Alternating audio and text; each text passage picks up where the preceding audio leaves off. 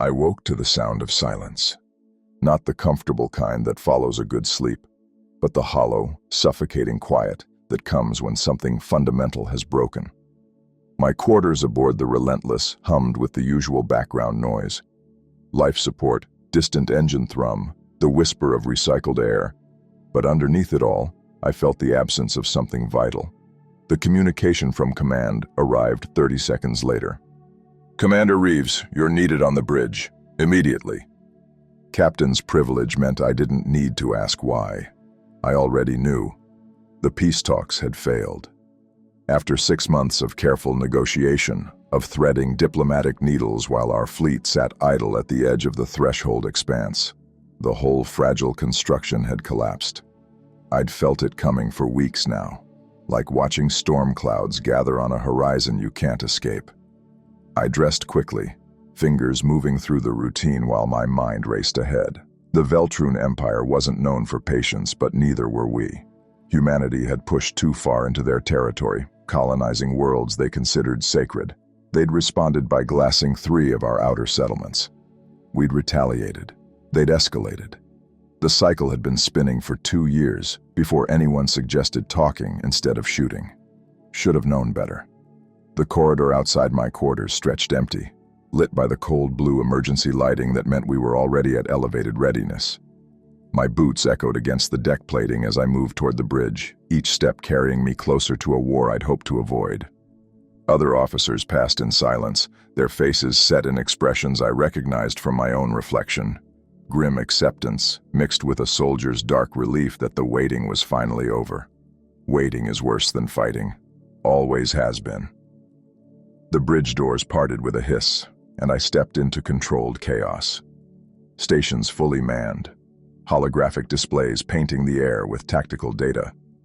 And at the center of it all, Admiral Chen, standing before the main view screen with her hands clasped behind her back. She didn't turn when I entered. "Commander, join me." I moved to her side, and she gestured at the screen. It showed the diplomatic station where the talks had been held, a neutral construct floating in dead space between our territories. Except it wasn't neutral anymore. Half of it was gone, reduced to tumbling debris that caught the light of distant stars. "The Veltroon delegation detonated their own section," she said, voice flat. "Took their entire diplomatic corps with them. Message received 12 minutes ago." It was brief. She didn't need to elaborate. I could see it in the set of her jaw, the tension in her shoulders. The Veltroon had sent their answer in the only language that mattered now. "Fleet status?" I asked. "Full battle readiness was achieved 18 minutes ago. They were waiting for this." She finally turned to look at me, and I saw something in her eyes I'd never seen before. Not fear, Chen didn't do fear, but something close to it. Resignation, maybe. "We have 247 capital ships, 816 support vessels, and enough firepower to crack a planet. They have approximately the same. So we're evenly matched, which means whoever breaks first loses everything." She pulled up a tactical overlay, and suddenly the view screen was full of position markers. Red for Veltroon, blue for us. They faced each other across the expanse like ancient armies arrayed for battle, except these armies could annihilate solar systems. They're moving into attack formation. We have maybe 6 hours before engagement range. 6 hours. 6 hours until millions of people started dying in the cold mathematics of void combat. I'd fought in smaller engagements before, skirmishes along the border, but nothing like this. This was total war, the kind that ended civilizations. "What are our orders?" I already knew the answer. Survive. Win in that order. Chen's expression hardened. "You'll command the 3rd battle group, 40 capital ships, 200 support craft. Your objective is to hold the left flank and prevent encirclement. If they break through there, they can roll up our entire formation." The weight of it settled on my shoulders like physical mass. 40 capital ships, each one carrying crews in the thousands, all of them looking to me to keep them alive while we tried to kill an enemy that had families, hopes, fears, everything that made them just like us, except for the fact that we couldn't share the same space without trying to annihilate each other. "Understood," Reeves. She caught my arm as I turned to leave. I need you to understand something. This isn't about territory anymore. It's not about the colonies or the sacred worlds or any of the political posturing. We're past that now. Her grip tightened. They want to break us. Completely. And if we don't do the same to them, humanity won't survive this. There's no middle ground left. I met her gaze and saw the truth of it. Somewhere along the way, perhaps years ago, we'd crossed a threshold neither side could retreat from.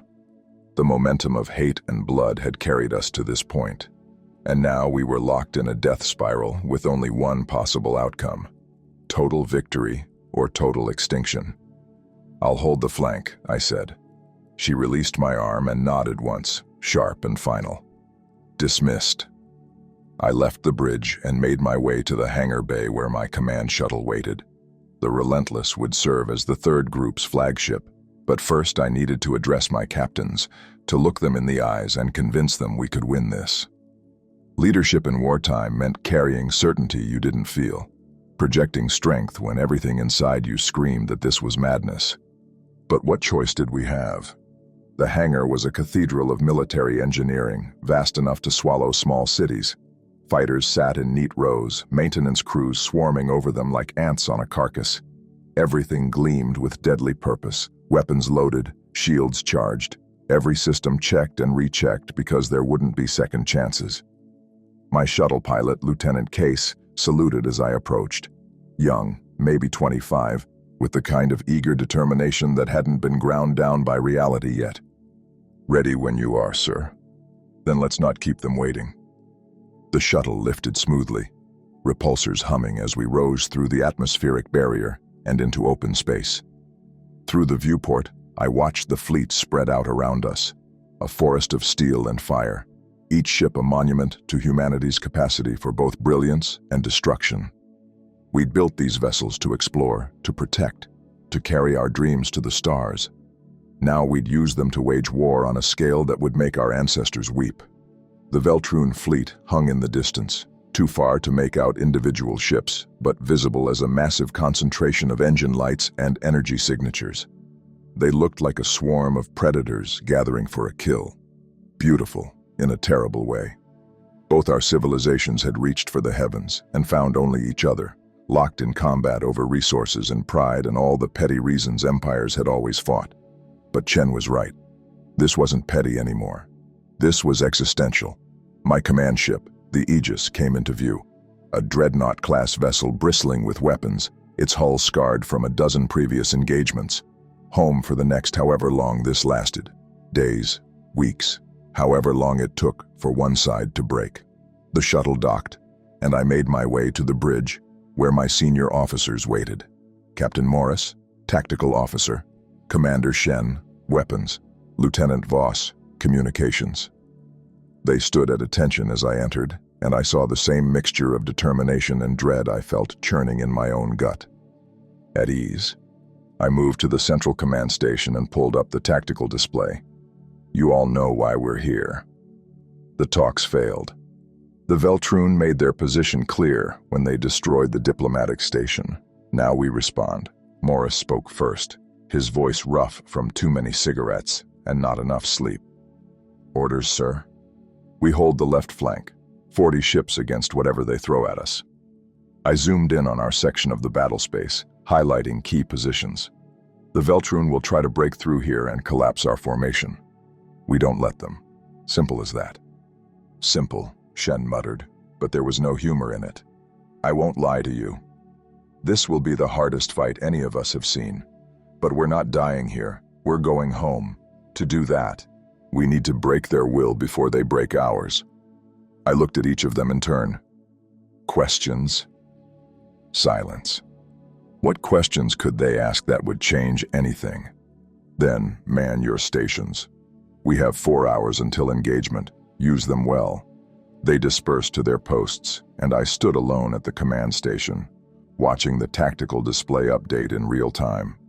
Both fleets maneuvering, seeking advantages that didn't exist.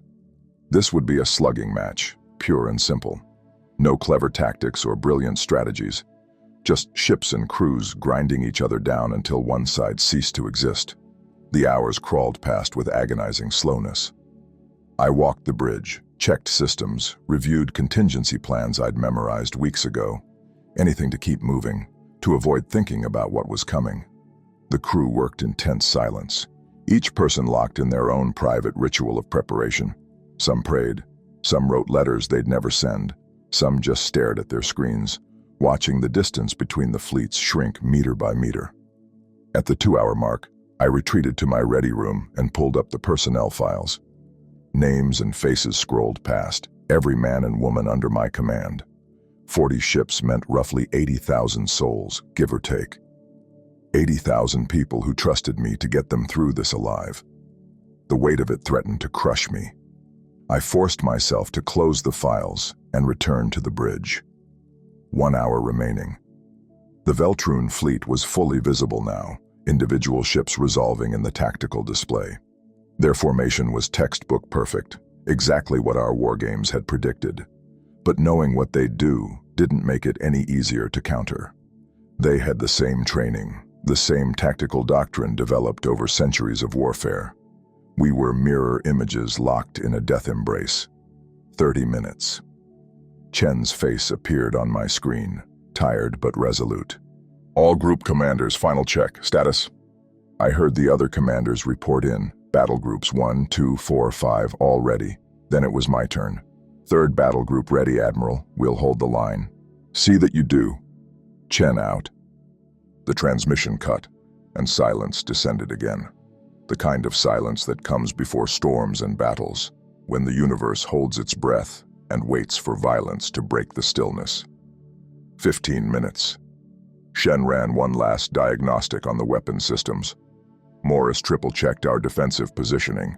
Voss ensured all communication channels were clear and encrypted. Everything that could be prepared had been prepared. Now we just had to survive. Then the Veltroon fleet accelerated, their formation tightening into attack patterns we'd war-gamed 1,000 times. This was it, the point of no return. All ships, battle stations, I ordered. Charge weapons, raise shields, prepare for engagement. The Aegis thrummed with power as reactors spun up to combat levels. Around us, the fleet did the same, each ship becoming a small star of barely contained energy. The view screen showed the Veltroon rushing toward us, their ships elegant and alien, built on principles our engineers still didn't fully understand. We were about to destroy each other with technologies we barely comprehended, fighting over principles neither side would surrender. Incoming transmission, Voss called out. It's from their fleet commander. On screen. The view screen flickered, and suddenly I was looking at a Veltroon Warmaster. Tall, angular, with skin that seemed to shift between colors I couldn't quite focus on. Their species had evolved under a different sun, breathed different air, thought in patterns that didn't map to human cognition. But I recognized the expression in those alien eyes, the same one I saw in my mirror. Commander Reeves, the Warmaster said, their translator turning clicks and harmonics into words. I am Warmaster Kelthrin. In another time we might have spoken as equals, as explorers of the infinite. But that time has passed. It didn't have to. Perhaps. But choices were made long before we arrived at this moment. Now we are merely playing the final moves of a game that began with first contact. Kelthrin tilted their head in what might have been regret. Your people will remember you tried to prevent this. Mine will remember the same of me. It changes nothing. The transmission cut. 30 seconds later, the first shots were fired, and the galaxy burned. The first wave hit like the fist of an angry god. Veltroon plasma lances cut through the void in streams of superheated matter that turned space itself into a furnace. Our point defense systems screamed to life, intercepting what they could, but nothing could stop them all. The destroyer Carthage took a direct hit to its reactor core and simply ceased to exist. There one moment, an expanding sphere of vaporized metal the next. 3,000 souls gone in a flash of light that barely registered on the tactical display. Return fire, all batteries. I gripped the command rail as the Aegis shuddered, its mass drivers hurling tungsten slugs at relativistic speeds. The kinetic rounds were invisible until they struck, punching through Veltroon's shields like they were paper. One of their cruisers broke apart, spilling atmosphere and bodies into the vacuum. This was war at the speed of light and the scale of nightmares. "Enemy formation breaking into attack wings," Morris called out, his voice steady despite the chaos. "Count 20 vessels moving to flank our position. Redirect 3rd and 5th squadrons to intercept. Don't let them get around us." I watched the tactical display, trying to see the pattern in the madness. The Veltroon were good, disciplined, coordinated, using their superior maneuverability to probe for weaknesses. But we had tonnage and firepower.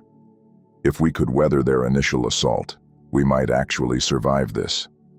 The Aegis rocked as something massive detonated against our shields. Warning klaxons blared.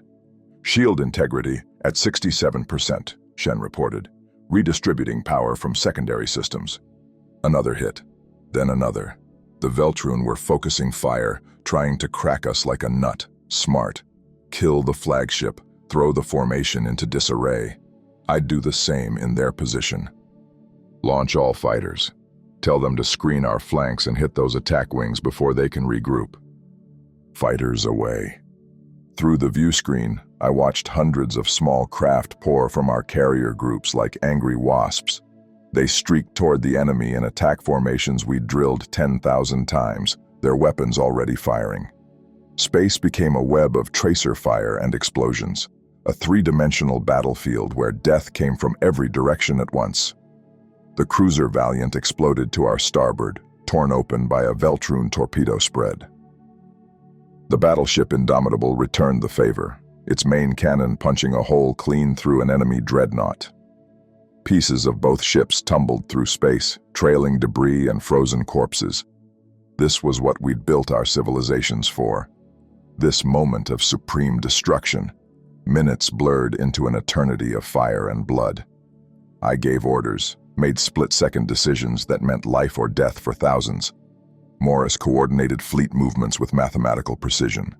Shen orchestrated our weapons fire like a conductor leading a symphony of annihilation.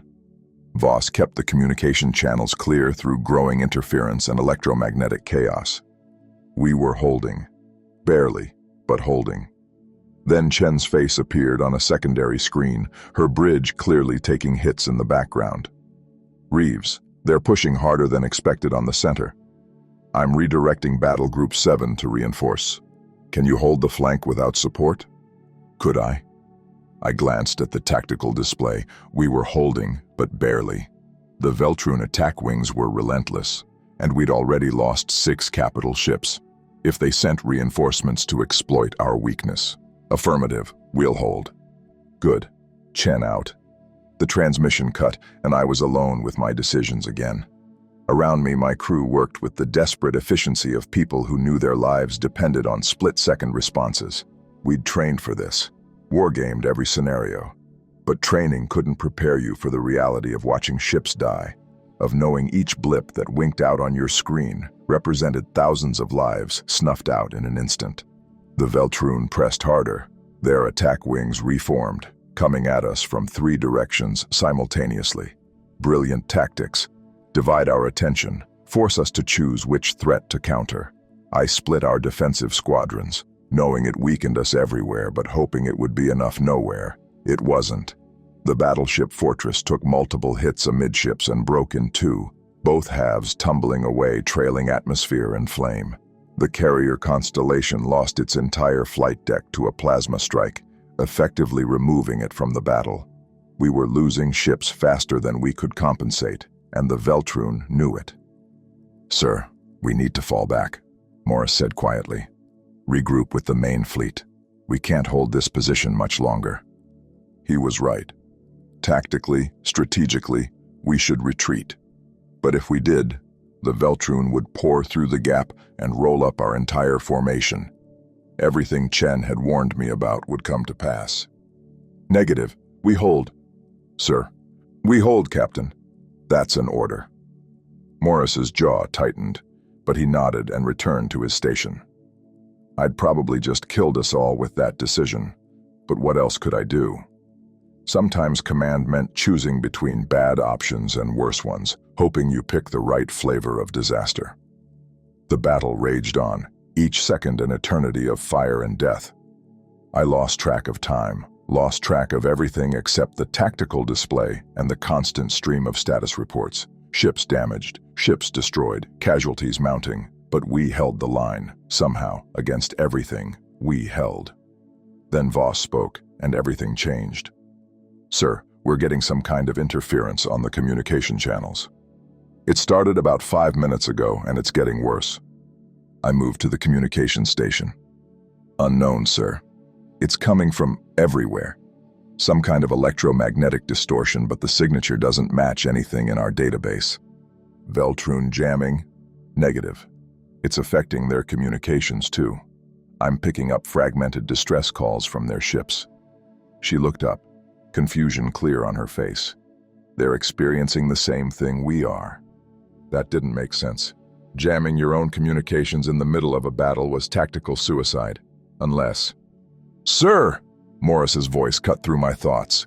"The 3rd Squadron just reported weapons fire from an unidentified source. They're taking losses, but can't locate the attacker." Ice formed in my gut. "Show me." The tactical display shifted, zooming in on our forward elements. Sure enough, ships were dying, human and Veltrun both, but the targeting data showed no enemy contacts in range.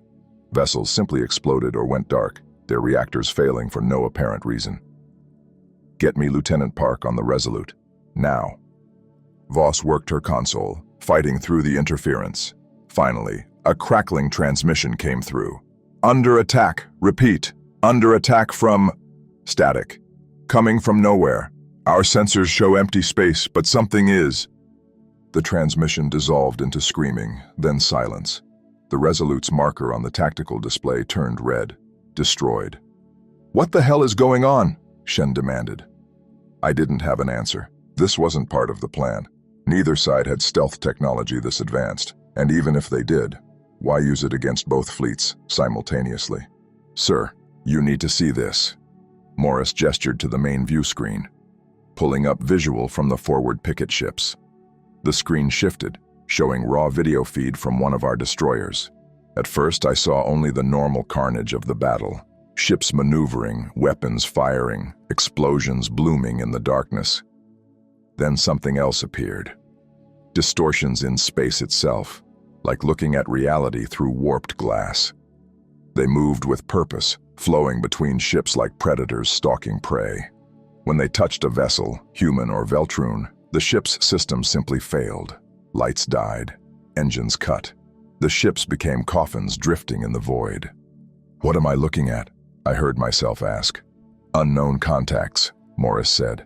"They're not registering on any conventional sensors. We only see them visually, and barely. It's like they're slipping between dimensions or something." The distortions multiplied. Dozens of them now, maybe hundreds, weaving through both fleets with terrible efficiency. A Veltrun battleship twice the size of the Aegis simply went dark as one passed through it. No explosion, no damage, just death. "Evasive maneuvers. Get us away from those things." I gripped the command rail as the Aegis began to turn, its massive bulk fighting momentum and inertia. Around us, the rest of the fleet scattered, both human and Veltrun ships breaking formation in panic. The battle had stopped. We weren't fighting each other anymore. We were running from something we couldn't even properly see. "Receiving multiple transmissions," Voss said, her voice tight. "From everywhere, our ships, their ships. Everyone's trying to understand what's happening." "Put it on speakers." The bridge filled with overlapping voices, human and Veltrun, united in confusion and fear. Ship commanders reporting impossible sensor readings. Crews describing their systems failing without explanation. The growing realization that something else was here, something neither of us had accounted for. Then a new voice cut through the chaos. Calm, ancient, wrong in a way that made my skin crawl. "Fascinating. After all this time, you still haven't learned." The voice came from everywhere and nowhere, resonating in frequencies that shouldn't exist. It spoke in perfect human standard, and what I assumed was flawless Veltroon simultaneously, the words overlapping in a harmony that hurt to hear. "Who is this? Identify yourself," I demanded. Identity is such a limited concept for beings bound by linear time, but if you require designation— The voice paused, and I swear I could feel something vast and terrible turning its attention toward us. "You may call us the architects.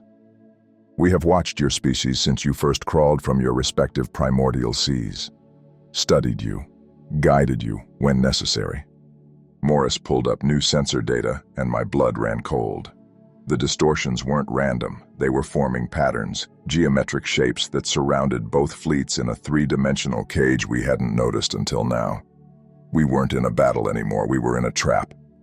"Guided us?" I forced my voice to remain steady. "You're killing our people." "Killing?"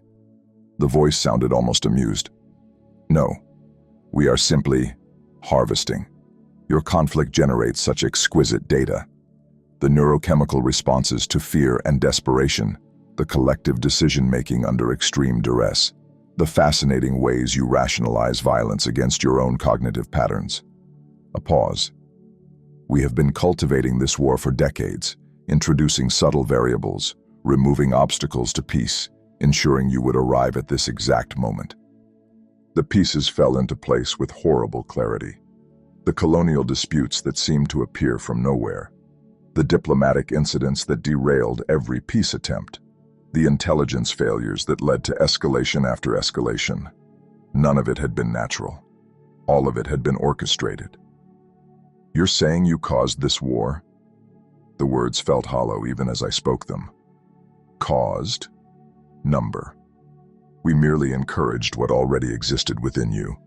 The tribalism, the fear of the other, the territorial imperatives hardwired into your primitive brains. You wanted this war. We simply removed the obstacles preventing you from having it." The voice grew colder. "And now that you've achieved critical mass, now that both your fleets are fully committed and your decision-making processes are at peak stress, now we can truly begin our study." On the tactical display, I watched the distortions move with new purpose.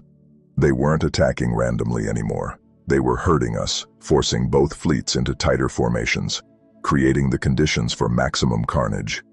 "All ships, this is Commander Reeves." I opened a fleet-wide channel, knowing the Veltroon could hear too. "We are not fighting each other." Repeat, "We are not fighting each other. We are being manipulated by a third party. All vessels are to cease offensive operations against Veltroon forces immediately." Static crackled through the response, but I heard acknowledgments filtering back. The human ships, at least, were responding. But would the Veltroon listen? A new face appeared on my screen. War Master Kelthrin, their angular features tight with barely controlled rage. "Commander Reeves, we have detected the same anomalies. My fleet is experiencing identical system failures. They've been manipulating both of us. The whole war is precisely what they claim." Kelthrin's translator couldn't quite capture the emotion in those alien eyes, but I recognized it anyway.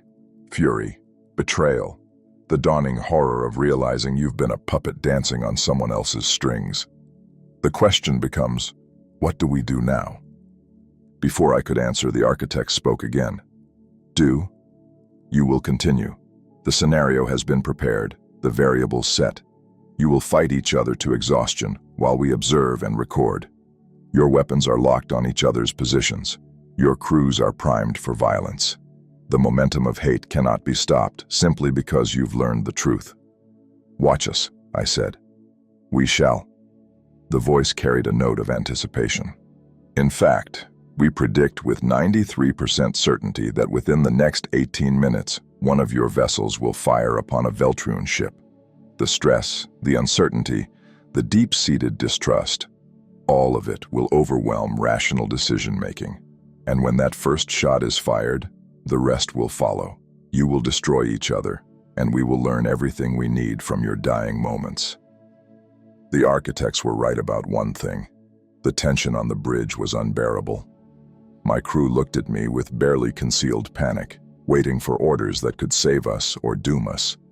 On the view screen, Kelthrin's fleet held position, weapons charged, shields up. One mistake, one nervous gunner, one misinterpreted sensor reading. "How do we fight something we can't even see?" Shen asked quietly. I stared at the tactical display, at the distortions weaving their cage around us, at the two fleets that had been ready to annihilate each other moments ago.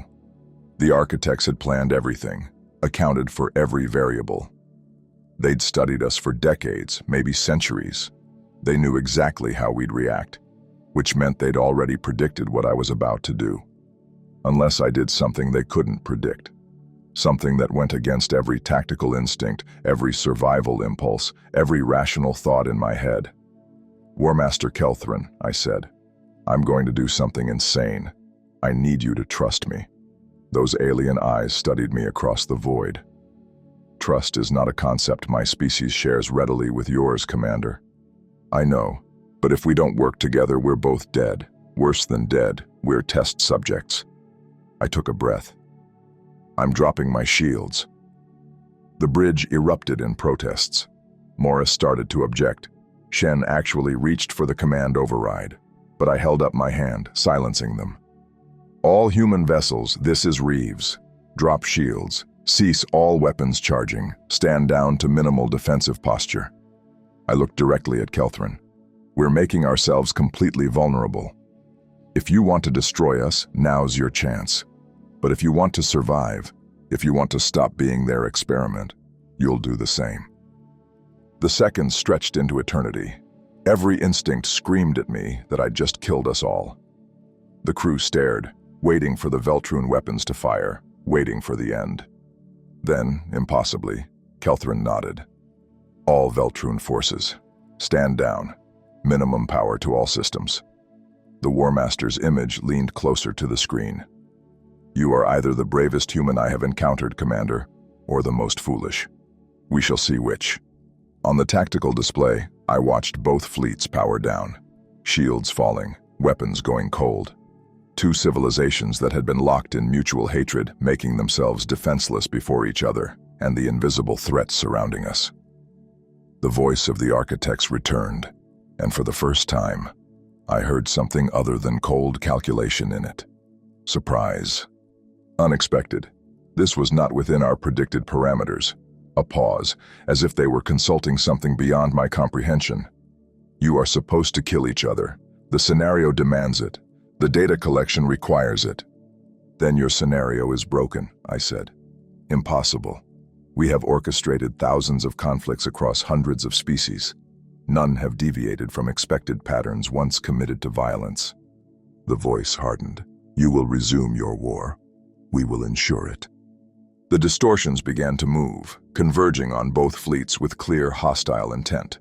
Whatever they were, whatever the architects had sent to shepherd us into mutual destruction, they weren't content to observe anymore.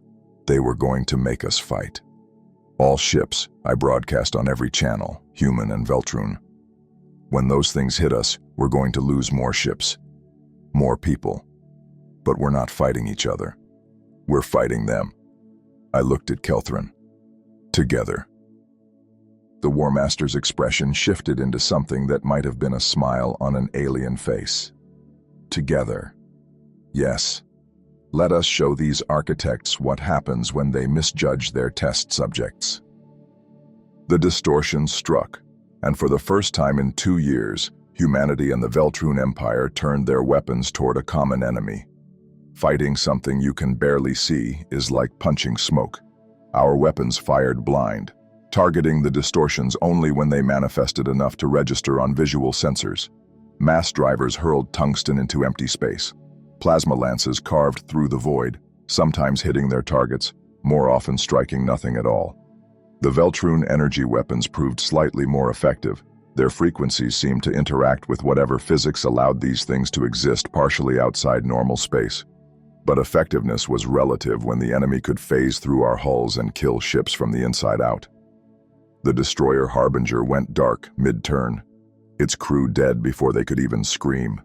A Veltroon cruiser folded inward like paper, its superstructure collapsing as if gravity itself had turned against it. The distortions moved through our combined fleet like sharks through a school of fish, utterly unconcerned with our desperate attempts to fight back. I coordinated with Kelthrin, our ships working in tandem for the first time. Human mass drivers would force the distortions to solidify, making them vulnerable to Veltroon energy weapons. It was crude, improvised, but it was something. Better than dying without fighting back. But the casualties mounted. For every distortion we managed to dissipate, 3 more ships died. Our combined fleet was bleeding, and the architects watched it all with detached fascination. We're not even hurting them. Shen's composure finally cracked. Every hit we land, they just reform, reconstitute.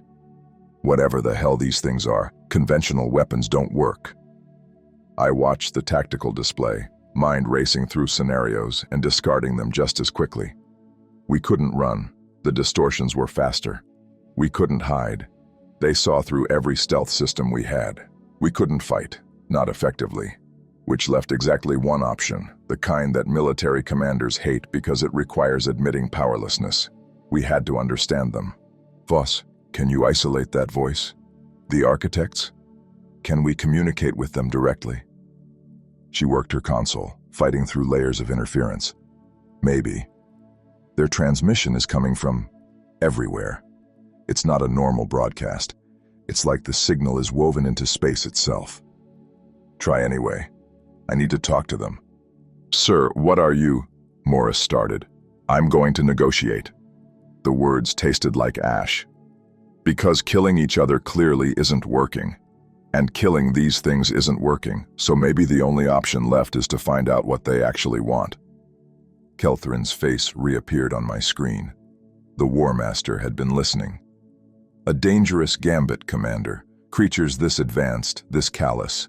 They may not negotiate in good faith. Do you have a better idea? A pause. Then, no. Proceed.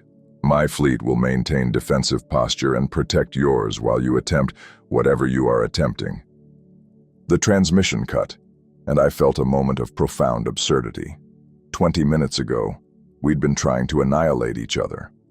Now the Veltroon were running interference while I tried to reason with beings that viewed us as laboratory animals. War makes strange allies. Channels open, Voss said. I think. The signal pattern is stabilizing. Architects, I said into the void. You wanted to study us, to observe our decision-making under stress. Well, we've made a decision. We're not playing your game anymore, so what now? Silence stretched for 10 seconds, 20. Then that ancient, terrible voice returned. Fascinating.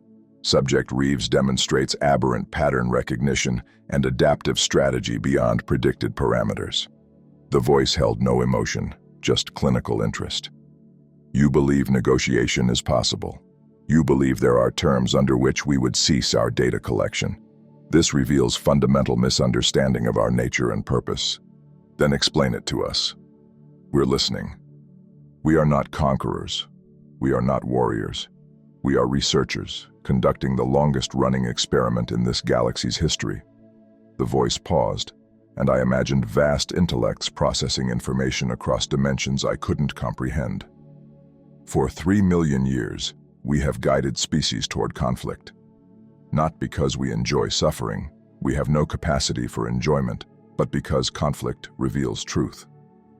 It strips away the lies civilizations tell themselves, exposing the raw cognitive patterns beneath.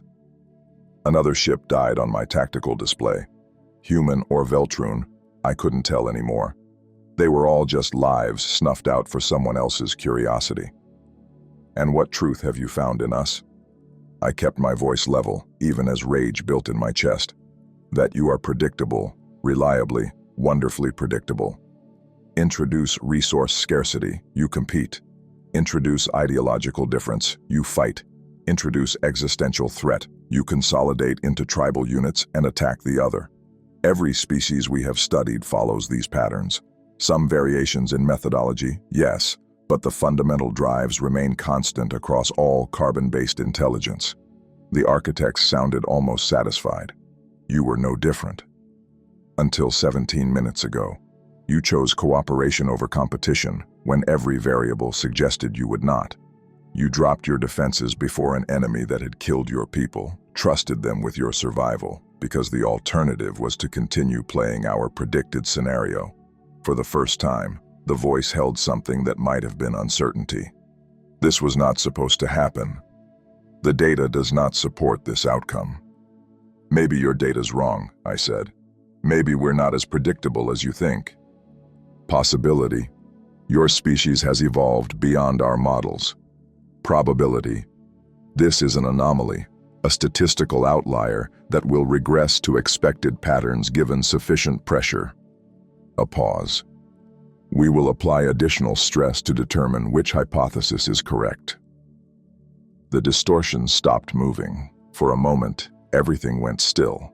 Both fleets holding position, the architect's servants hovering like frozen ghosts in space.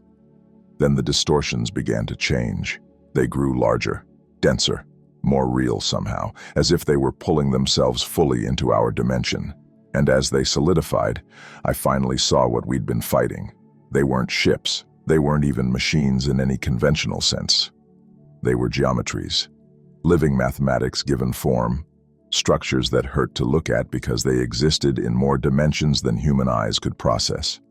Fractal patterns that repeated infinitely inward, angles that couldn't exist in Euclidean space, surfaces that were somehow both inside and outside simultaneously. And they were beautiful, terrifyingly, soul-crushingly beautiful in the way a supernova is beautiful, something so vast and perfect that witnessing it meant death. Behold the harvesters, the architects intoned. Our instruments of data collection. They will now increase stimulus intensity until you break. This is necessary for the experiment's completion. The harvesters moved as one, converging on both fleets with terrible purpose. No longer content to kill ships one by one, they were going to systematically dismantle everything we had while the architects watched and recorded our dying screams. All ships, I broadcast on every channel. Form defensive sphere. Human and Veltroon vessels, integrate your formations. Overlapping fields of fire, maximum power to shields. It was a desperate move, probably futile, but it was movement. Action. The one thing that separated us from lab rats was our refusal to accept the maze. Around us, both fleets began to merge. Human dreadnoughts taking positions beside Veltroon battleships, our carriers coordinating with their support craft. Two civilizations that had spent years perfecting ways to kill each other, now working in synchronization to survive. The transformation was remarkable to watch on the tactical display. Ships that should have been firing on each other were instead creating interlocking defensive patterns, sharing sensor data, coordinating fire solutions. It was messy, improvised, and probably doomed to fail, but it was cooperation on a scale neither species had thought possible hours ago. The harvesters struck the outer edge of our formation like a tsunami hitting a sandcastle. Ships died, not dozens, hundreds. The distortions tore through our combined defenses with casual efficiency, their impossible geometries shearing through shields and armor as if neither existed. I watched the Valorous, a battleship I'd served on as a junior officer, fold in on itself until it was a perfect sphere of compressed metal the size of a shuttle. The crew, 1,500 people I'd shared meals with, trained with, called friends, compressed into that sphere along with everything else. Dead in an instant, their bodies reduced to constituent atoms. A Veltroon dreadnought simply ceased to exist, every atom scattered across 1,000 light-years in an instant. One moment it was there, a massive war machine bristling with weapons. The next, empty space where it had been, not even debris left behind. We were losing. Not slowly, not gradually, catastrophically. "Sir, we can't hold this." Morris's voice cut through the chaos. "They're too strong, too many. We need to scatter, try to save what we can." "No!" I gripped the command rail hard enough to hurt. "We scatter. We die alone. Together, we at least die fighting." "Is that supposed to be inspiring?" Shen asked, almost laughing despite the horror surrounding us. "It's supposed to be true." The battle, if you could call it that, continued for another 10 minutes. We lost ships at a rate that made the earlier fighting seem tame by comparison. The tactical display became a sea of red markers, each one representing thousands of dead. Human, Veltrun. It didn't matter anymore. We were all just victims of something that saw us as data points. Kelthrin's face appeared on my screen again. Behind the War Master, I could see their bridge burning, crew members struggling to contain fires and seal hull breaches. Commander Reeves, my fleet is at 40% strength.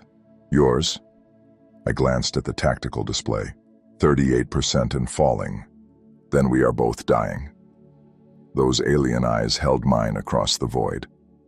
But before we do, I want you to know something. I was wrong about your species. You are worthy.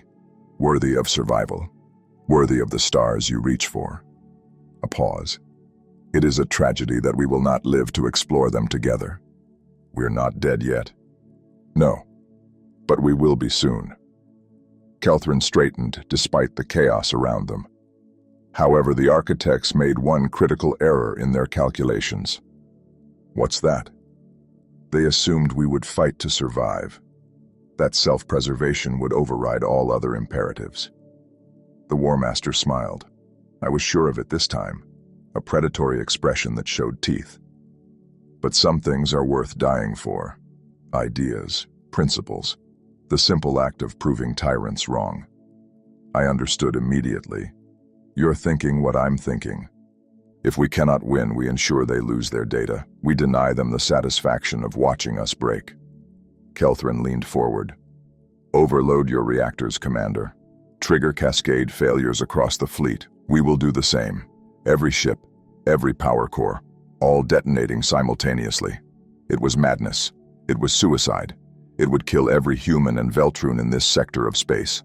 It would also destroy the harvesters. Maybe not all of them, but enough. Enough to show the architects that their test subjects had teeth. Enough to ruin whatever data they hoped to collect. Enough to matter. Do it, I said. The orders went out across both fleets. Engineers began initiating reactor overload sequences. Safety protocols were disabled. Containment fields started to destabilize. In 3 minutes, maybe less, thousands of fusion cores would achieve critical mass simultaneously, creating an explosion visible from the next galaxy. My crew worked with grim efficiency, each person understanding what we were doing. Voss coordinated the synchronization across both fleets, ensuring every reactor would blow at the same moment for maximum effect. Shen prepared to dump all our antimatter reserves into the explosion, might as well make it count. Morris simply stood at his station, staring at the tactical display with an expression of terrible peace. "Sir," he said quietly, "permission to speak freely?" "Granted. It's been an honor serving under you. All of it. Even this." He turned to look at me, and I saw tears on his weathered face. We're going to die proving a point to cosmic accountants who probably won't even care.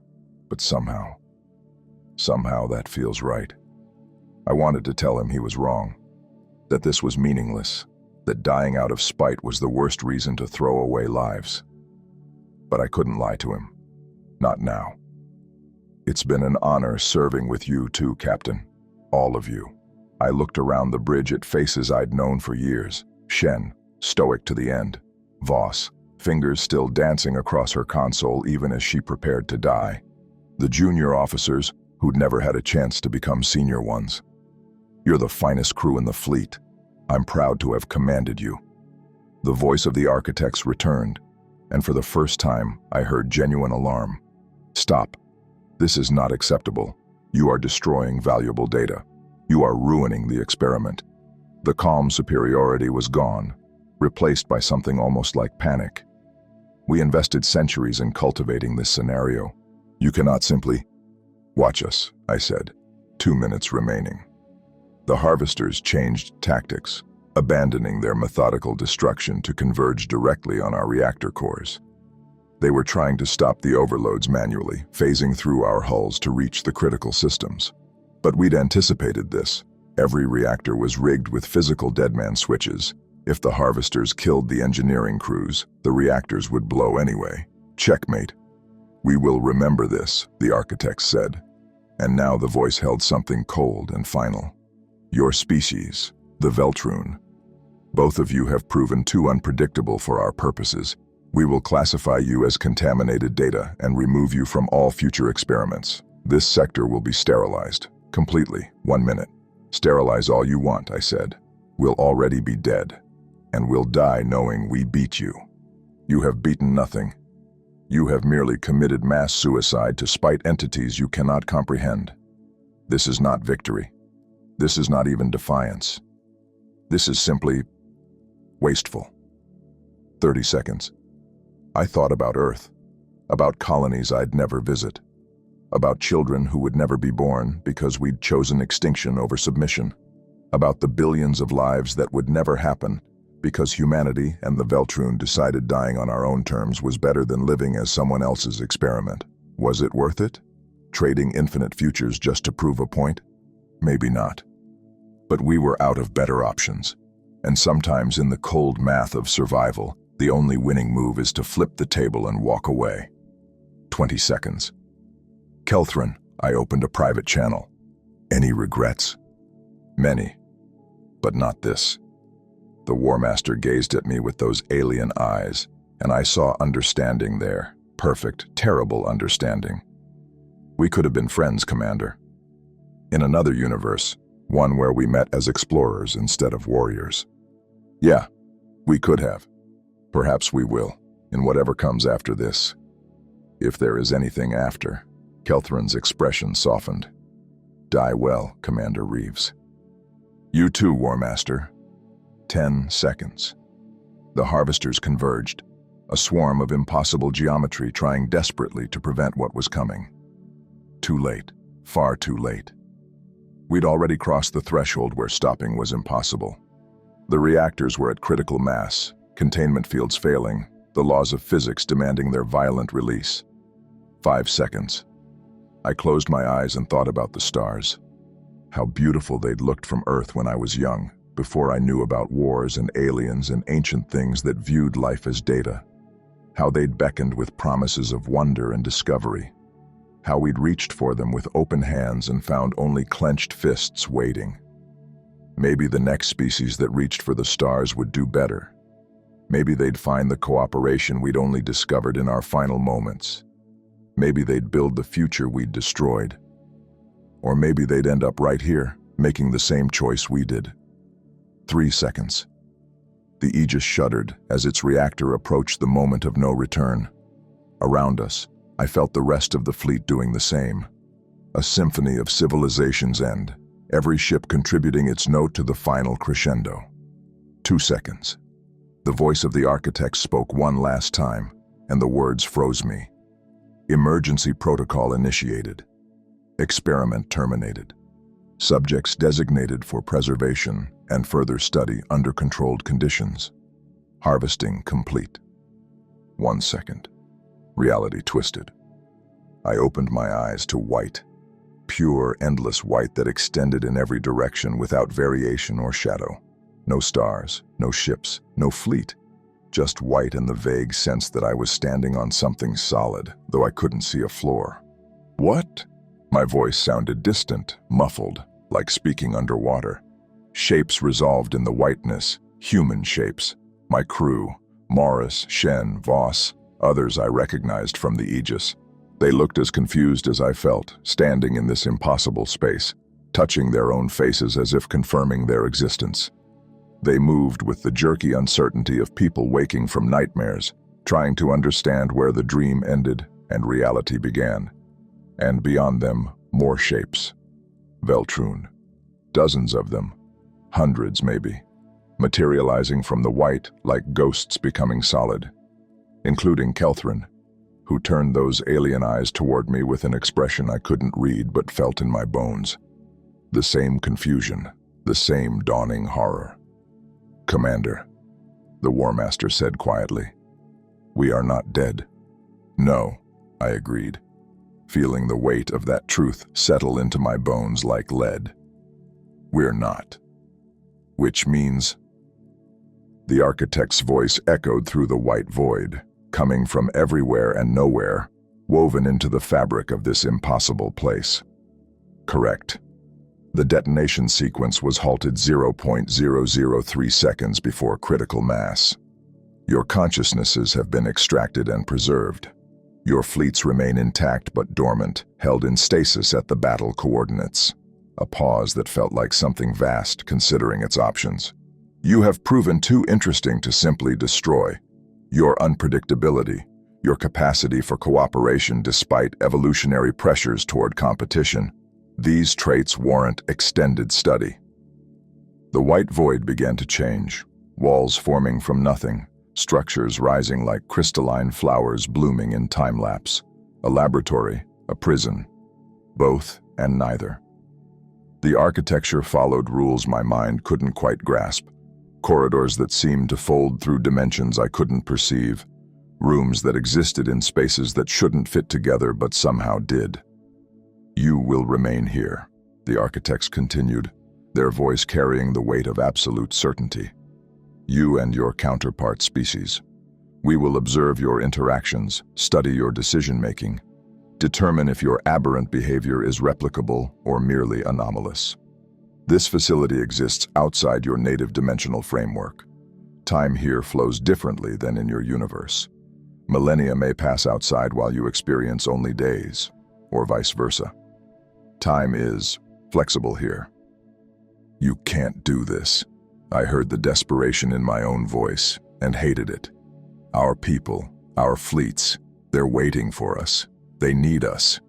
Are safe, preserved, unchanged. They will awaken when our study concludes, none the wiser to their missing moments. From their perspective, no time will have passed. The battle will end. Both sides will retreat to lick their wounds, and life will continue. The voice held finality. You, however, you and the select few we have extracted, will be our subjects for as long as necessary. Consider it an honor. You have achieved something no other species has in 3 million years of observation. You have surprised us. That makes you valuable. That makes you worth keeping. Around me, the other extracted humans in Veltrun were beginning to understand.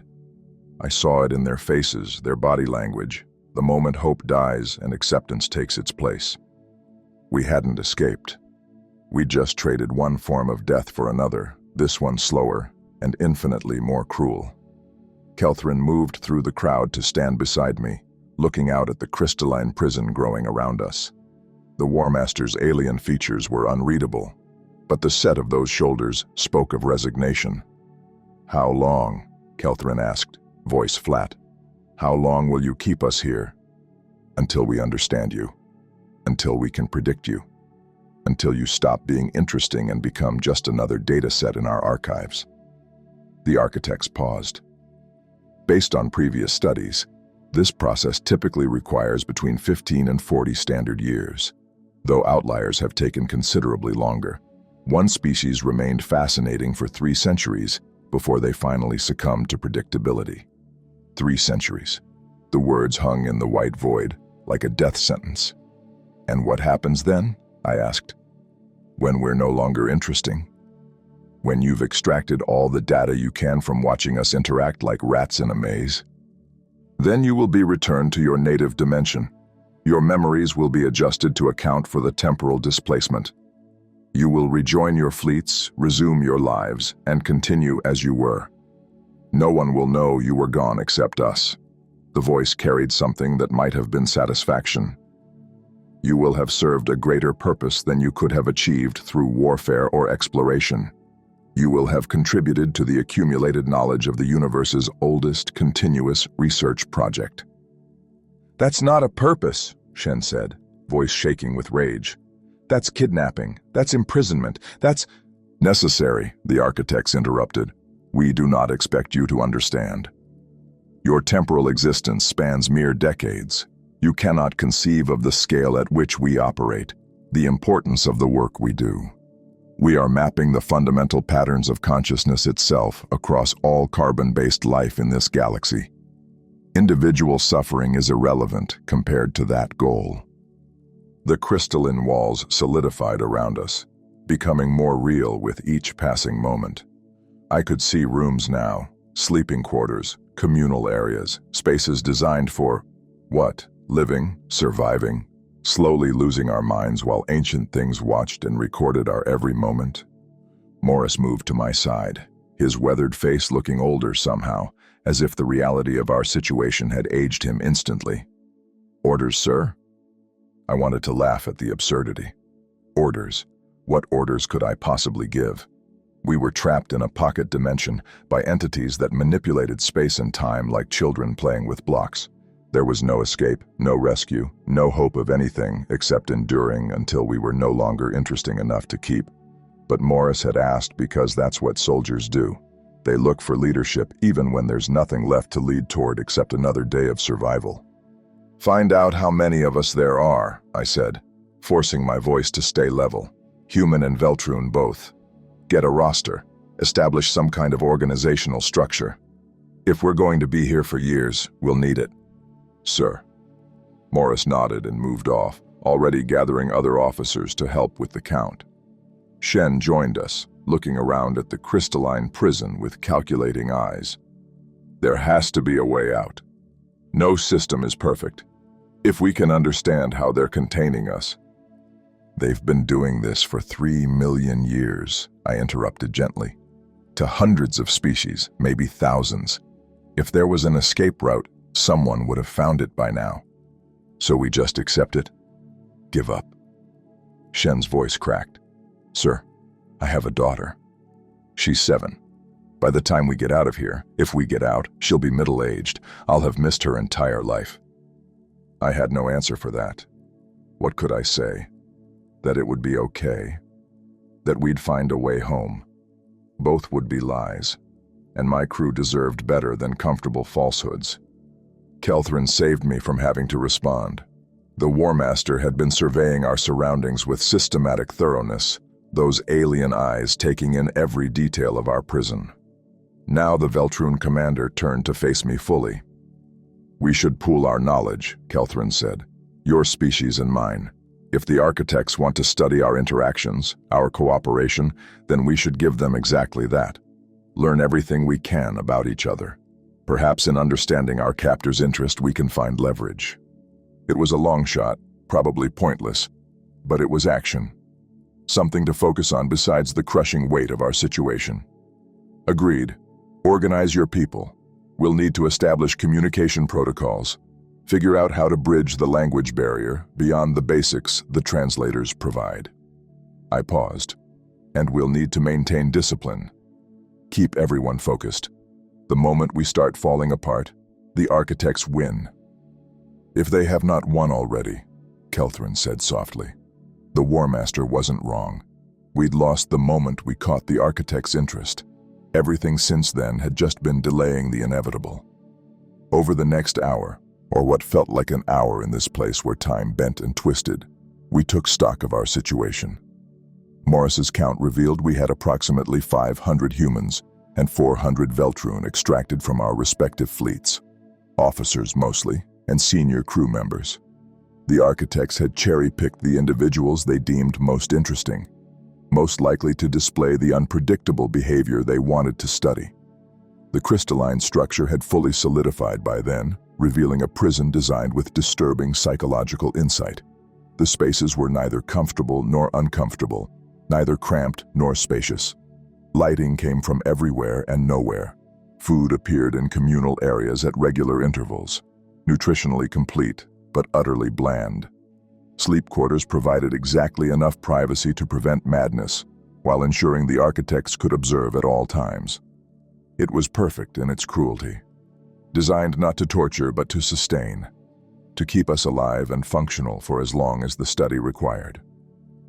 Voss established a communication hub in one of the central chambers, jury-rigging equipment the architects had provided, or perhaps created, to facilitate coordination between human and Veltroon groups. The translator technology worked flawlessly, removing language barriers while preserving enough nuance for genuine understanding. We held our first combined meeting in what we designated as the main assembly hall. 500 humans and 400 Veltroon, enemies turned allies turned prisoners, gathered to face our collective future. I stood before them with Kelthrin at my side, looking out at faces, human and alien, united in confusion and fear and anger. They wanted answers I didn't have, hope I couldn't provide, but I could give them purpose, however small, however futile. "I won't lie to you," I began. "Our situation is dire. We've been taken prisoner by entities that view us as experimental subjects. They say we'll be returned eventually, but eventually might mean decades, lifetimes. We don't know." Murmurs rippled through the assembled crowd. Fear, despair, rage, all of it justified. But we're alive. And as long as we're alive, we maintain our dignity, our humanity. I gestured to the Veltroon. Our sentience, for those of our new companions. We don't break. We don't give the architects the satisfaction of watching us fall apart.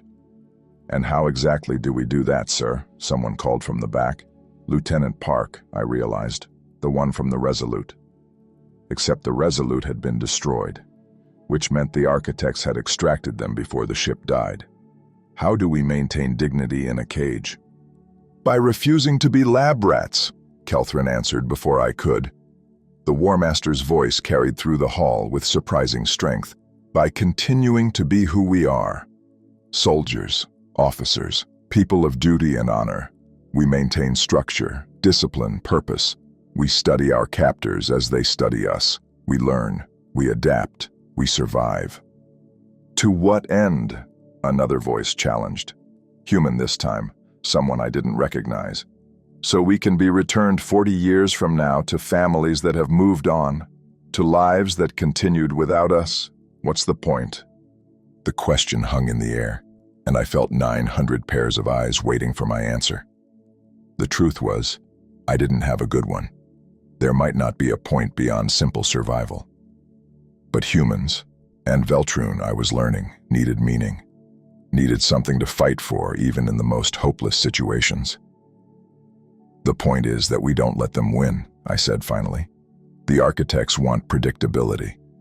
They want to break us down into patterns and variables. So we stay unpredictable. We cooperate in ways they don't expect. We build something in here, a community, a society, whatever you want to call it, that proves consciousness can't be reduced to data, that free will exists even in captivity. It wasn't much. It probably wasn't enough. But I saw something shift in the crowd, a slight straightening of shoulders, a hardening of expressions, the will to resist, even when resistance seemed pointless. We spent the following days, weeks, establishing routines. Morris organized duty rotations. Shen set up training schedules to keep people physically and mentally sharp. Voss maintained communication systems and started documenting everything, creating a record of our imprisonment. The Veltroon did the same under Kelthrin's leadership, and gradually, inevitably, the two groups began to integrate. Humans and Veltroon found themselves working together on tasks, sharing meals in the communal areas, learning to communicate beyond the mechanical efficiency of the translators. It started with necessity. We were all prisoners together after all. But it evolved into something more. Genuine curiosity about each other's cultures. Tentative friendships forming across species lines. The kind of cooperation that should have been impossible between enemies who'd been killing each other hours before. The architects watched it all. I could feel their attention like pressure against my skin, an invisible weight that never lifted. They observed our every interaction, recorded our every conversation, analyzed our every decision. And we let them, because what choice did we have? But we also started to notice patterns in our captivity. Small things. The food arrived at intervals that weren't quite consistent. The lighting sometimes flickered in ways that suggested power fluctuations. The crystalline walls occasionally showed distortions, brief glimpses of something beyond them, imperfections, tiny cracks in the facade of perfect control. Shen brought it to my attention 3 weeks, or what felt like 3 weeks, into our imprisonment. We stood in a corner of the assembly hall, speaking in low voices while others went about their assigned tasks. "The architects aren't infallible," Shen said, showing me data Voss had collected. "There are inconsistencies in how this place operates, power fluctuations, temporal anomalies. It's subtle, but it's there." "Meaning what? That we can escape?" "Maybe. Or maybe it just means even 3 million-year-old researchers make mistakes." Shen looked up from the data. "But if they can make mistakes, that means they're not omnipotent. And if they're not omnipotent, then they can be beaten, I finished, or at least inconvenienced. It wasn't much of a plan. It wasn't even the beginning of a plan. But it was hope, and hope was all we had. I shared the information with Kelthrin, who brought together the brightest scientific minds among the Veltroon. Together with our human engineers and scientists, they began studying the anomalies, mapping the patterns, looking for any weakness we could exploit. Days blurred into weeks, weeks into months. Time was meaningless here, but we tried to track it anyway, maintaining calendars and routines as anchors to sanity. The human Veltroon community solidified, becoming something neither species had ever achieved in our original dimension. True integration, true cooperation. We learned each other's languages beyond the translator, shared stories of our homeworlds, discovered that despite evolving under different stars, we had more in common than either species had imagined. Love, fear, ambition. The desire to matter, to leave something behind that said, I was here. The architects observed it all with clinical fascination, their voice occasionally echoing through our prison with commentary on particularly interesting behavioral patterns. They seemed pleased with what they were seeing, the very cooperation they'd hoped to study, delivered in perfect laboratory conditions. And all the while, Shen's team worked in secret, studying the anomalies, building a picture of our prison's infrastructure, mapping the weak points, planning something that might be an escape, might be suicide, might be nothing at all. 6 months after our imprisonment, by our best calculation, Shen came to me with a proposal. We think we can disrupt the containment field, Shen said, voice tight with barely controlled excitement. Not destroy it, not permanently, but we can create a cascade failure that might give us a window, maybe 30 seconds, maybe less. A window to what? To do something the architects don't expect. Something that breaks their experimental protocols. Shen pulled up schematics on a makeshift terminal. If we can synchronize a mass consciousness shift, get every human in Veltroon to focus on the same thought, the same intention at exactly the same moment, the quantum resonance might... Shen trailed off, and I saw the doubt creeping in. It was a desperate plan built on incomplete understanding of physics that might not even apply in this place. But it was all we had. I looked at the schematic, at the crystalline prison mapped in painful detail, at the highlighted weak points where power fluctuations suggested vulnerability. Then I looked at Shen, at the desperate hope in those eyes, and made a decision. Set it up. Coordinate with Kelthrin's people. If we're going to do this, we do it together. All 900 of us, perfectly synchronized. Sir, you understand this might kill us. The cascade failure could collapse the entire dimensional pocket. We could be erased from existence, as opposed to spending the next 40 years as lab rats. I shook my head. I'd rather die trying to escape than live a century in this cage. Shen nodded and went to work. Over the next week, we prepared in secret, taught every human in Veltroon a simple meditation technique, a way to focus consciousness on a single unified thought. We told them it was for mental health, for maintaining discipline. Only a select few knew the truth, that we were preparing to strike back against our captors in the only way we could. The day, if days had meaning here, arrived with no fanfare, no warning to the architects that anything was different. We gathered in the assembly hall as we had dozens of times before, 900 beings sitting in organized rows preparing for what everyone else thought was a routine morale session. I stood before them with Kelthrin, heart pounding in my chest. This was it, our one chance. Either we'd break free somehow, or we'd die trying. Both seemed preferable to continued captivity. Today, I began, voice carrying through the hall, we show the architects something they've never seen. Not because we're predictable, not because we're following their experimental protocols, but because free will, true free will, can't be contained or studied or reduced to data. Around the hall, I saw understanding dawn on the faces of those who'd been told the truth. The others, the majority, looked confused but trusting.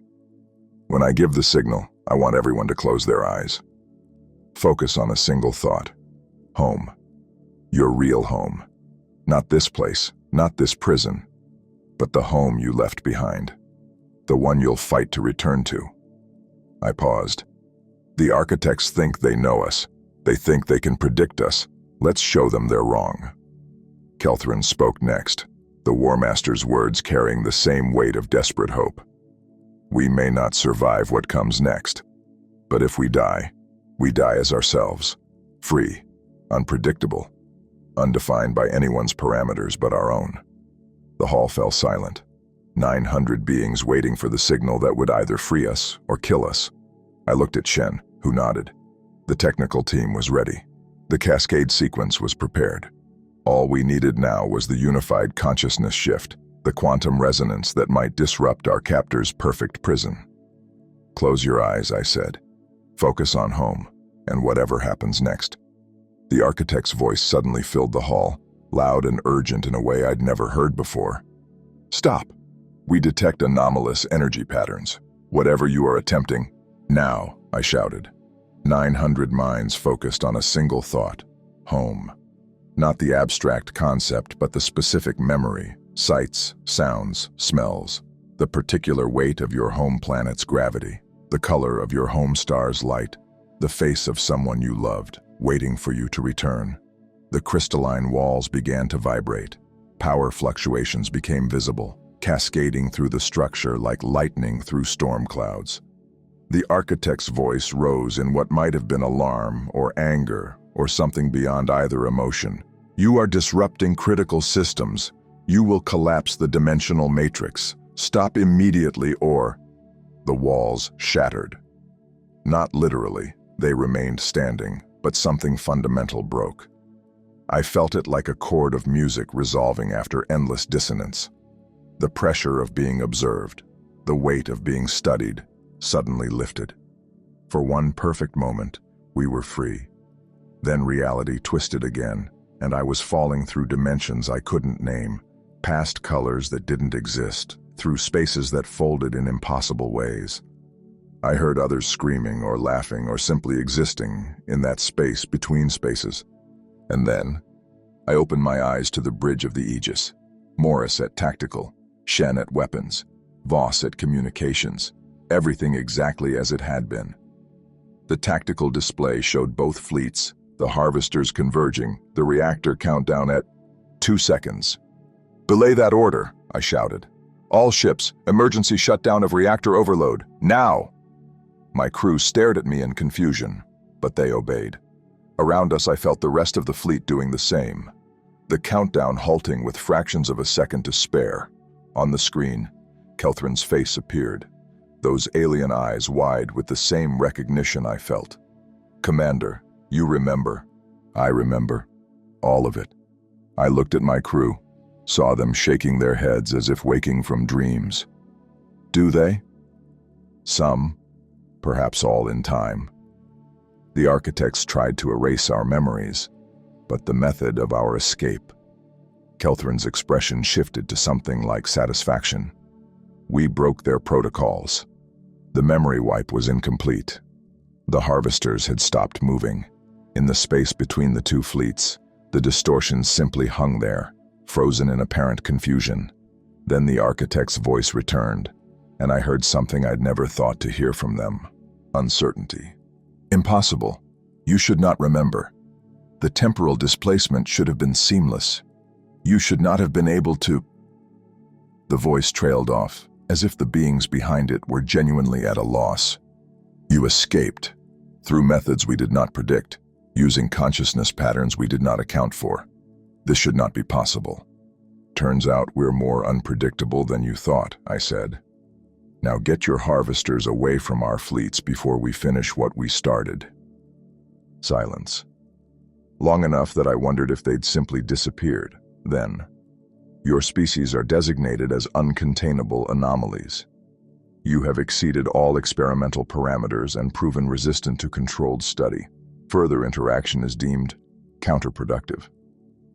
The harvesters began to fade, pulling back into whatever dimension they normally inhabited. Within moments, they were gone, and with them went the presence of the architects. That oppressive weight of being observed simply vanished. We were alone in the void. Two fleets, human and Veltroon, facing each other across a battlefield that had become something else entirely. Kelthrin's face remained on my screen. "So, Commander, we find ourselves here again. What now?" I looked at the tactical display, at the two fleets that had been seconds from mutual annihilation, at the evidence of the battle we'd been fighting before the architects revealed themselves. Ships damaged, people dead, all the usual waste of war. But I also remembered the prison, the 6 months. 6 months that had never happened, that had been erased from the normal timeline but remained carved into our memories. The community we'd built, the cooperation we'd achieved when survival demanded it. Now, I took a breath. Now we finished the peace talks, the real ones, without ancient manipulators pulling strings. "You think our governments will listen? After all this?" Kelthrin gestured at the carnage surrounding us. "We have dead on both sides. Ships destroyed. The momentum toward war was manufactured," I interrupted. "You remember that too. The architects admitted it. They cultivated this war, removed obstacles to peace, pushed us toward conflict. None of it was natural. But the underlying tensions are real.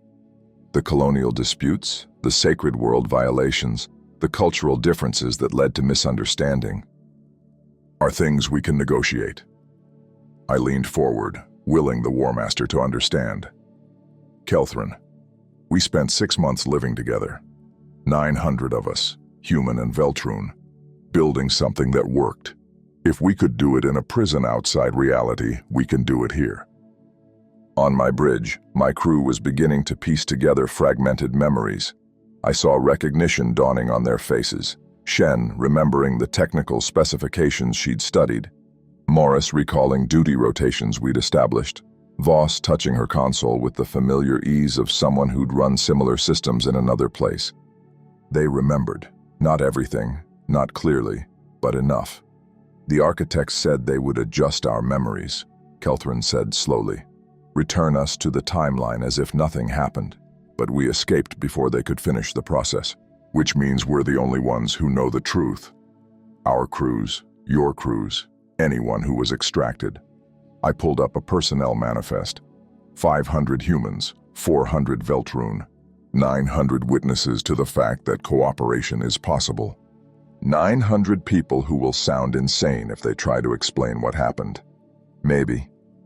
Or 900 people who can be the foundation of actual peace. I met those alien eyes. "What do you want, Kelthrin? Really want? Another 2 years of war? Another cycle of escalation and retaliation? Or do you want to try building what we had in that prison, here, in the real world?" The War Master was silent for a long moment. Behind them, I could see Veltroon crew members experiencing the same dawning recognition as my own people. Memory returning like water seeping through cracks, impossible to stop once it started flowing. "I want," Kelthrin began, then stopped. Started again. "I want to not waste what we learned. The architects studied us for what we could become under pressure. Let us show them, show everyone, what we can become by choice." Relief flooded through me. "Then let's start by standing down. Both fleets, minimum power, weapons cold. Create space for diplomacy instead of destruction." "Agreed, but our governments will have to listen when their fleet commanders refuse to fight." I allowed myself a small smile. "We'll probably be court-martialed. But that's tomorrow's problem." Kelthrin's expression shifted into what I'd learned to recognize as Veltroon amusement. "Court-martial? Yes, I suspect my superiors will be displeased. Worth it? Ask me in 40 years when we're old and haven't seen our families age without us." The War Master's tone turned serious. "But yes, worth it." The orders went out. Both fleets powered down to minimal levels, breaking away from attack formations into neutral holding patterns. It was chaos, confused ship commanders demanding explanations, but enough of them were starting to remember, or at least trust their leadership, that the orders were obeyed. Within an hour, the battle had ended.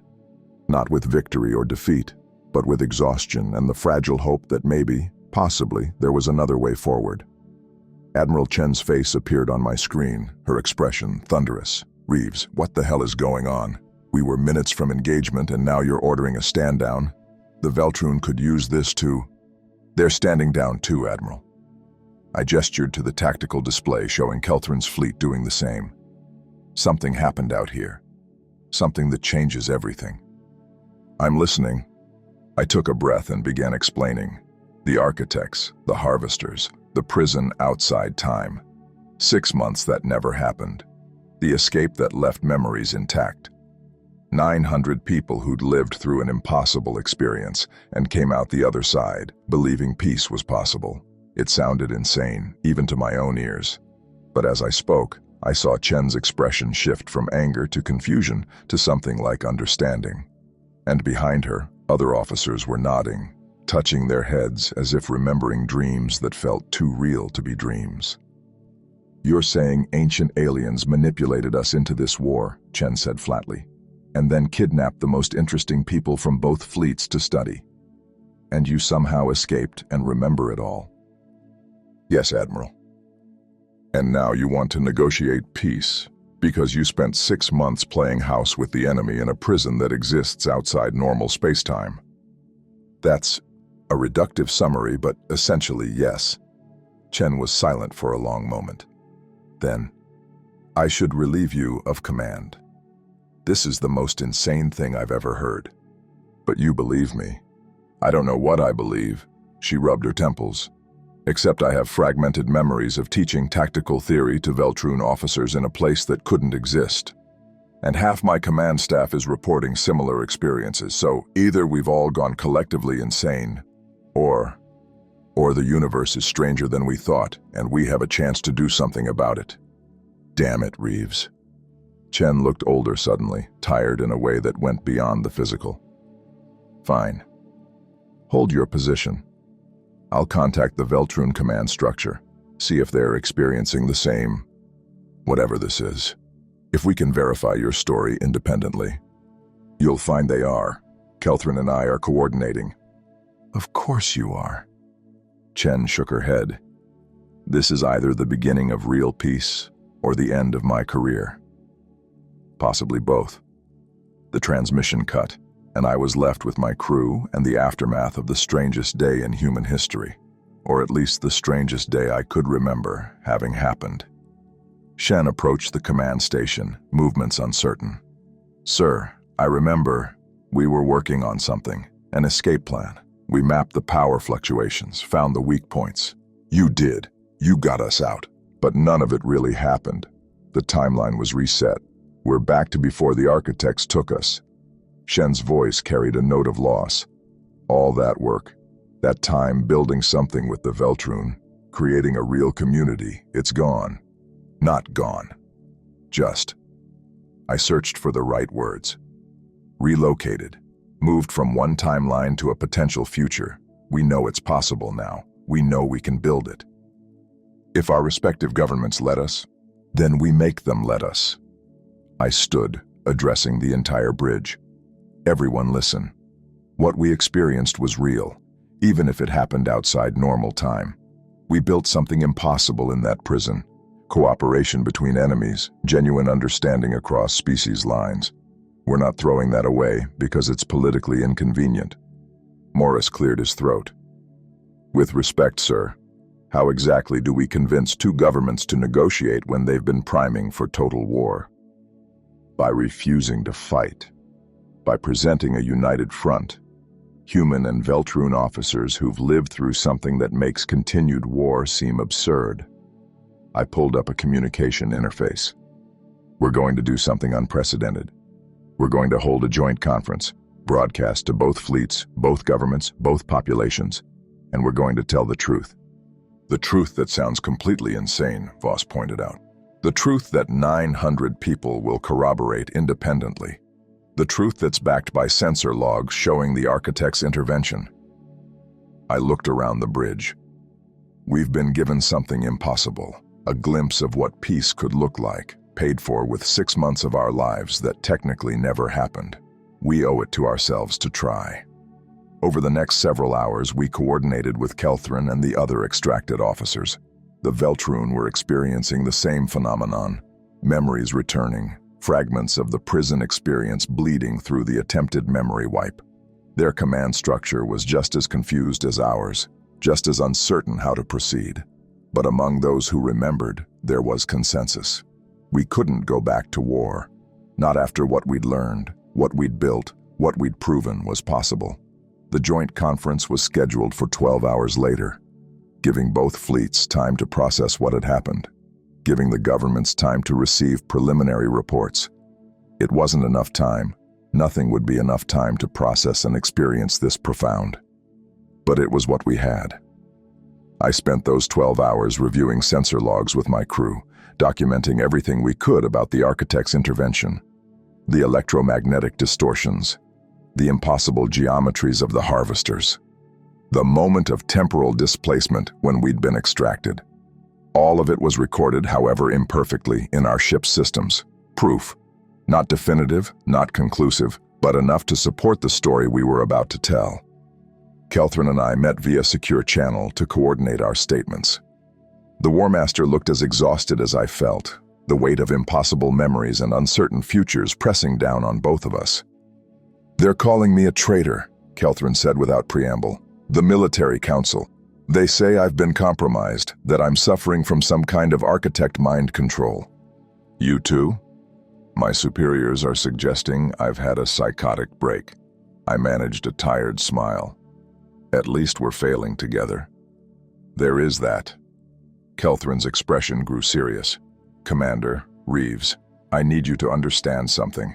Even if we convince our governments that the architects exist, that they manipulated this war, it doesn't erase the underlying conflicts. My people still view your colonies as desecration of sacred worlds. Yours still see expansion as survival necessity. I know, but at least we can negotiate those conflicts instead of shooting over them."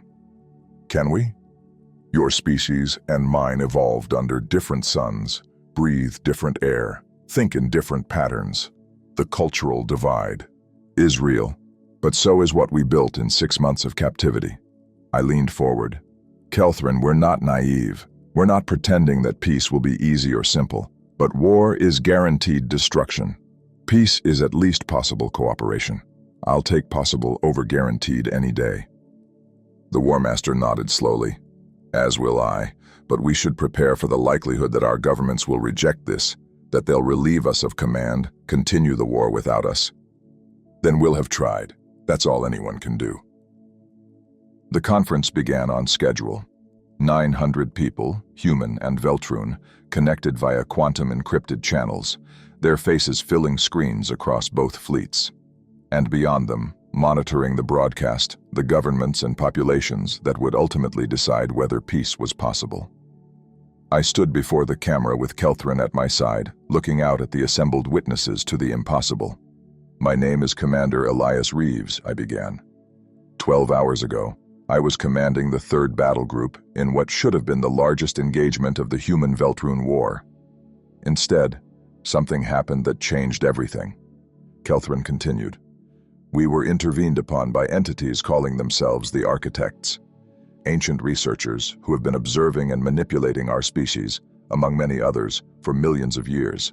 They admitted to cultivating our war, to removing obstacles to peace, to ensuring we would arrive at the brink of mutual annihilation.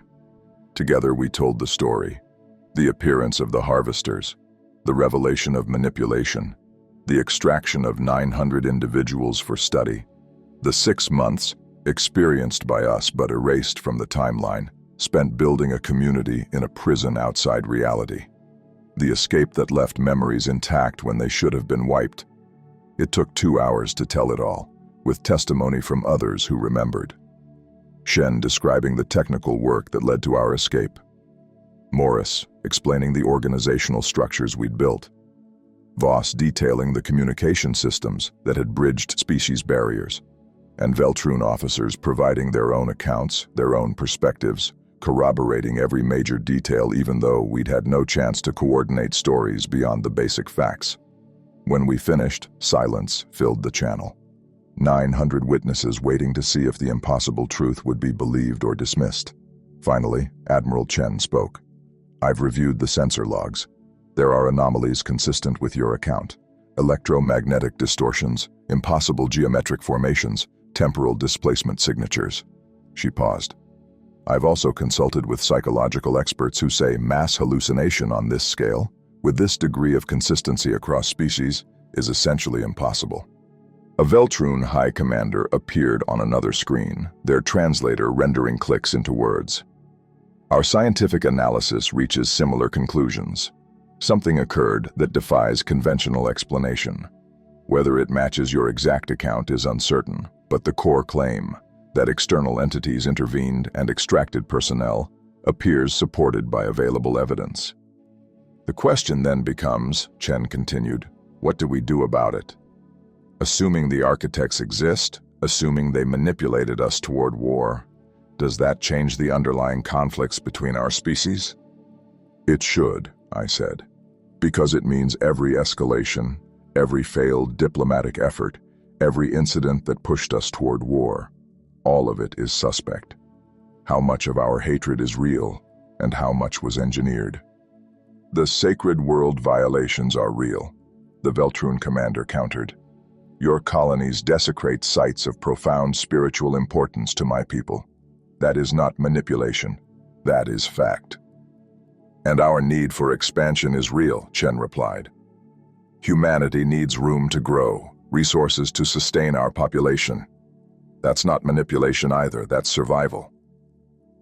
"But the inability to negotiate those conflicts," Kelthrin interjected. "The way every diplomatic effort failed at the last moment, the timing of incidents that derailed peace talks, that's what the architects manipulated. They didn't create the conflicts.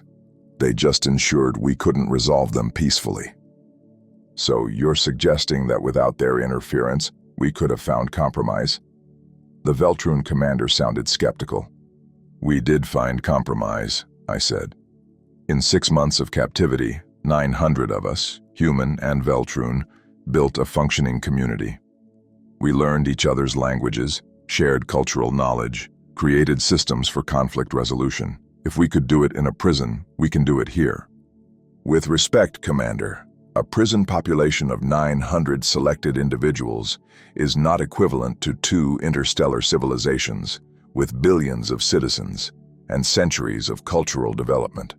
"No, it's not. But it's proof of concept, evidence that cooperation is possible when both sides commit to it." The debate continued for hours. Government officials weighing evidence, military leaders assessing threats, diplomats calculating political implications. And through it all, the 900 of us who remembered stood as living testimony to what we'd experienced, what we'd built, what we knew was possible. Eventually, exhaustion and the weight of evidence began to shift the conversation. Not toward immediate peace, that was too much to ask, but toward the possibility of resumed negotiations. Toward the idea that maybe, just maybe, war wasn't the only option. Admiral Chen finally made the call that would define the next phase of human-Veltrune relations. "The Sol Alliance will agree to a ceasefire, pending renewed diplomatic efforts. We're not surrendering. We're not forgetting the grievances that led to this conflict. But we're willing to explore whether the architect's manipulation left room for genuine negotiation." The Veltrune High Commander was silent for a long moment. Then, "The Veltrune Empire will accept the same terms. Ceasefire, renewed diplomacy, and a joint investigation into the architect's claims. If even part of what you experienced is true, it deserves thorough examination." Relief flooded through me so intensely I had to grip the command station to stay upright. It wasn't peace. Not yet, maybe not ever. But it was a chance. A window of opportunity bought with 6 months of our lives that technically never happened. Kelthrin's image on my screen showed similar relief. "So we are not court-martialed?" "Oh, you're definitely still under investigation," Chen said. But there was a ghost of humor in her voice.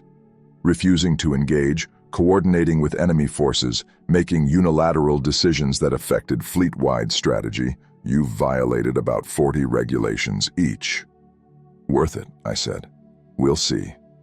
If the peace talks fail, you'll be remembered as the commanders who gave the enemy time to regroup and cost humanity the war.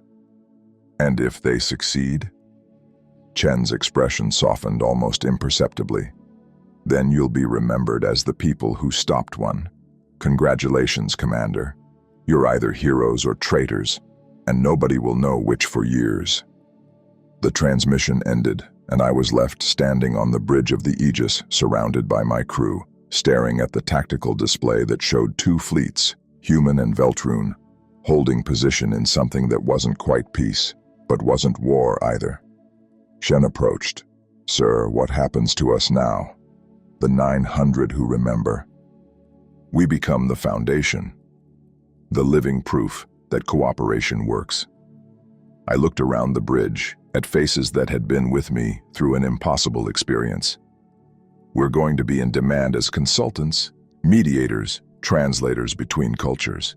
Everyone who was in that prison brings unique knowledge. Knowledge of 6 months that never happened. Knowledge that we made happen against all odds, despite the architect's intentions. I allowed myself a smile. We broke their experiment. We escaped their prison. We changed the timeline. If we can do that, we can help build peace. Morris cleared his throat. With respect, sir, that's awfully optimistic for someone who just helped prevent a war by claiming to have been kidnapped by ancient aliens. Yeah, well, I shrugged. Optimism is all I've got right now. That and 900 witnesses who share impossible memories.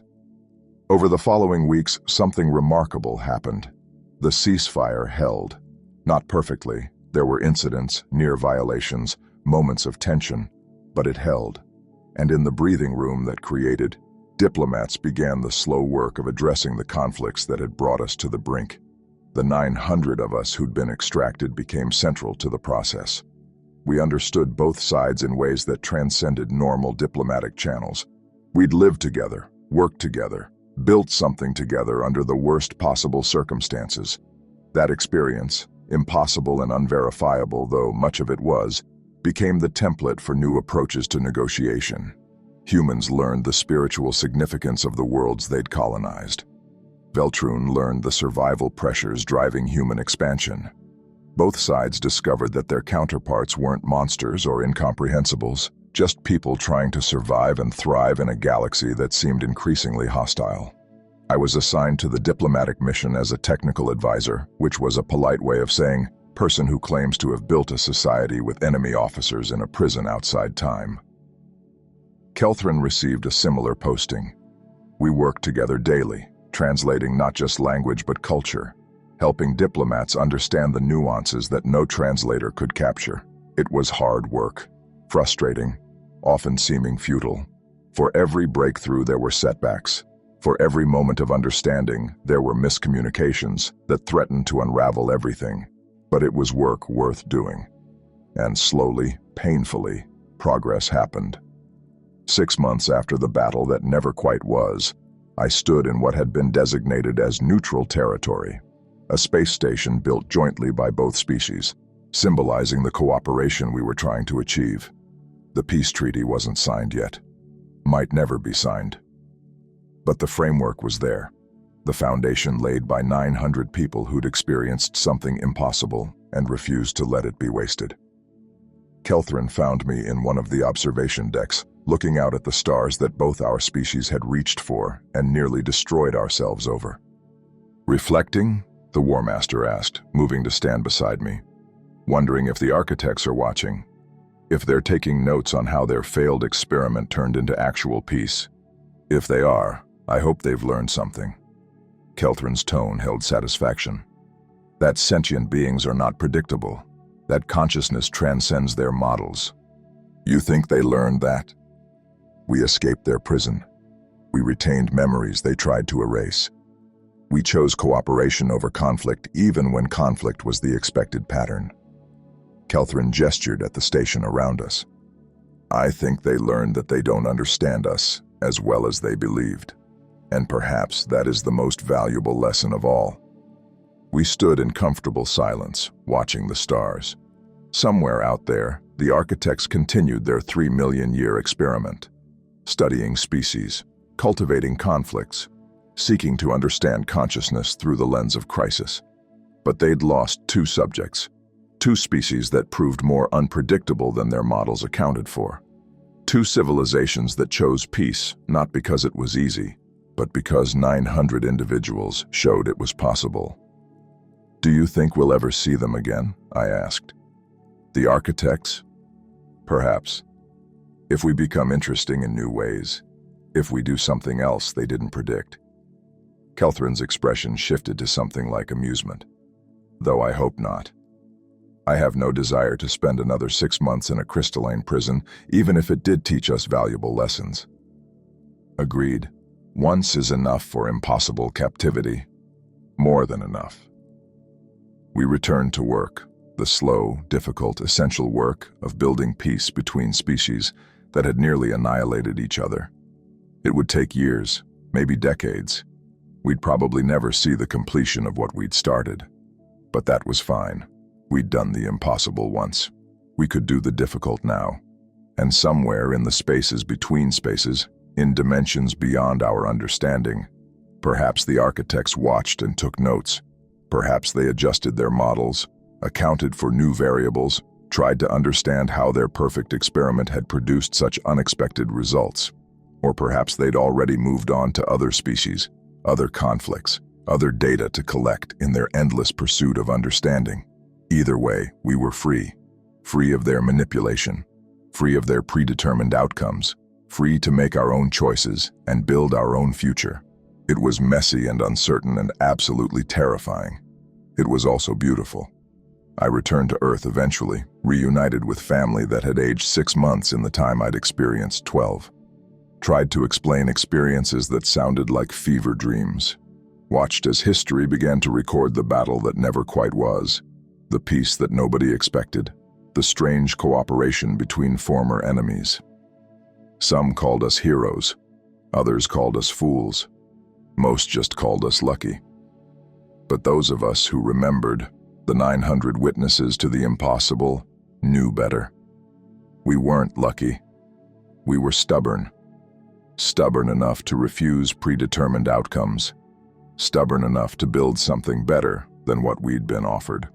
Stubborn enough to prove that even cosmic researchers, millions of years old, could be wrong about the nature of consciousness and choice. Years later, when the peace treaty was finally signed, I attended the ceremony with Kelthrin. We stood together as the representatives of our respective governments signed documents that had been negotiated over years of difficult compromise. It wasn't perfect. It left issues unresolved, tensions unaddressed.